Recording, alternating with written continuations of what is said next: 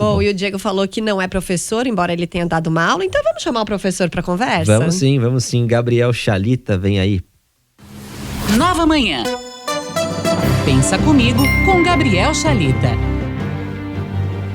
Escritor, filósofo, professor Gabriel Chalita. Hoje a gente começou o jornal aqui falando, Chalita, sobre uma iniciativa muito legal do interior de São Paulo, uma escola de Araçatuba, que faz uma mini-cidade com todos os trâmites realmente para você eleger os representantes da sociedade, que são as crianças, são representantes mirins. Agora o Diego Amorim vem com essa aula aí para a gente entender um pouco sobre os trâmites dentro do Congresso Nacional, dos projetos de lei. E o que você traz para a gente em relação à nossa cidadania? Bom dia, bem-vindo mais uma vez. Bom dia, Michele, bom dia, Tebas. Muito legal a gente poder falar sobre uma iniciativa educacional e que traz essa concretude, né, de uma dimensão política. A gente estava falando agora do Congresso Nacional, que é um sistema bicameral, quando nasce na Câmara, o Senado revisa, quando nasce no Senado, a Câmara revisa, que é um processo que não é tão simples as pessoas entenderem, né? O Diego foi muito feliz, muito didático, mas, né, quem está ouvindo fala assim, nossa, não sabia muita diferença de senador, por que senador fica 8 anos, deputado fica 4 anos, deputado troca tudo, o senador troca 1/3, depois 2/3, é muito instigante o processo político, e uma parte da população acaba ficando um pouco distante disso por não saber. Na verdade, algumas pessoas nem se lembram das pessoas que elas votaram nas últimas eleições, alguém pede para votar nesse vereador, ou nesse deputado, ou nesse senador. Às vezes as pessoas prestam mais atenção nos cargos executivos, né? Prefeito, que eu vou votar, no governador, no presidente, e não sabem a importância que tem essas pessoas que legislam, né? Que desenvolvem aquilo que vai mudar as nossas vidas, porque uma lei, ela muda comportamento, uma lei, ela muda posturas, e algumas leis que são boas, por exemplo, né? Elas fazem com que um hábito que primeiro ele é abraçado como uma obrigação, se torne natural. Por exemplo, a gente se lembra quando aprovou-se a lei do cinto de segurança. As pessoas ficavam bravas na época, né? Só usavam o cinto de segurança para não serem multadas. De repente virou um hábito, e a pessoa coloca o cinto de segurança para proteger a própria vida. Mas o que isso tem a ver com a educação? Muito legal essa iniciativa, né? Dessa cidade, Tatilândia, Araçatuba, que tem Ribeirão Preto também, e que faz com que crianças se candidatem para serem vereadoras da cidade, para ser o prefeito, a prefeita da cidade, e comecem a discutir cidadania. Michele, aqui tem uma coisa muito importante que vale para educadores, de uma forma para quem é professor, professora, mas para quem é pai, para quem é mãe, para quem lidera processos, pessoas, que é o que significa um processo educacional.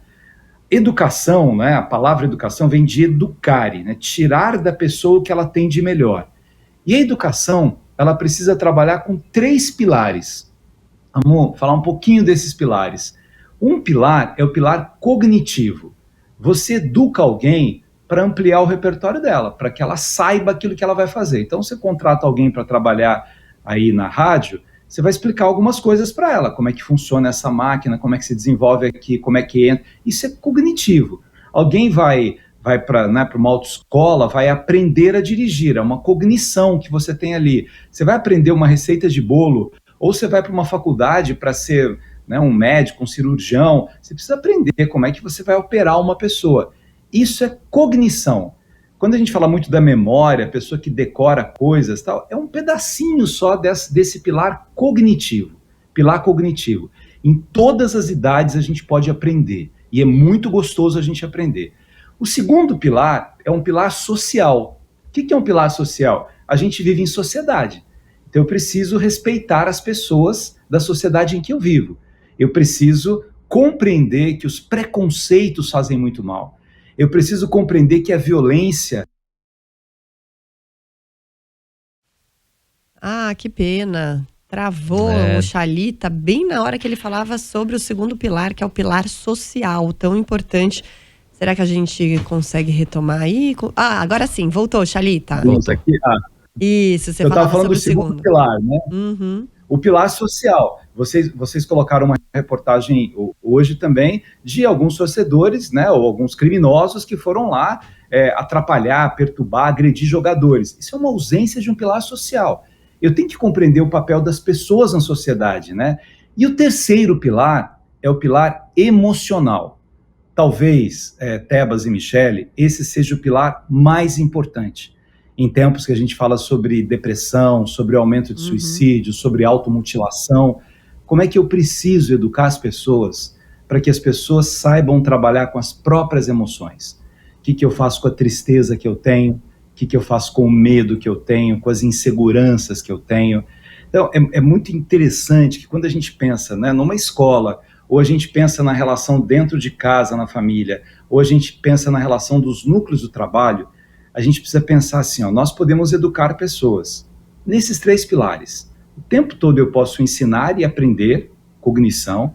O tempo todo eu posso dar exemplo de respeitar as pessoas, de aprender com as pessoas, pilar social. E o tempo todo eu preciso olhar para dentro de mim mesmo e tentar compreender onde estão as minhas fragilidades. Como é que eu ressignifico a minha vida? Como é que eu me reconstruo? Por exemplo, tem gente que fala assim, nossa, eu sou nervoso demais, eu sou estourado demais. Isso é um pilar emocional. Será que eu tenho que ser estourado a vida toda? Ou eu posso conversar comigo mesmo e falar assim, ou eu reclamo demais, eu acordo reclamando, eu chego nos lugares e eu reclamo de tudo. Será que eu vou até o final da minha vida assim? Eu não posso olhar para mim mesmo e falar assim, o que eu estou fazendo comigo? Eu reclamando demais, eu não estou nem fazendo mal só para as outras pessoas, eu faço mal para mim mesmo.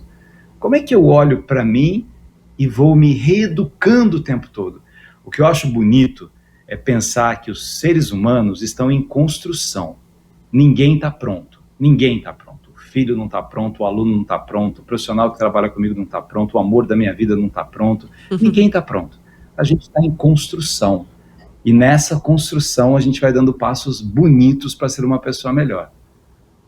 Muito bem, então eu vou te convidar hoje a encerrar com a gente aqui essa edição do Nova Manhã, depois dessa linda reflexão, ao som dela, que já que você estava falando das emoções, da gente aprender a lidar com as nossas emoções, canta, Beth.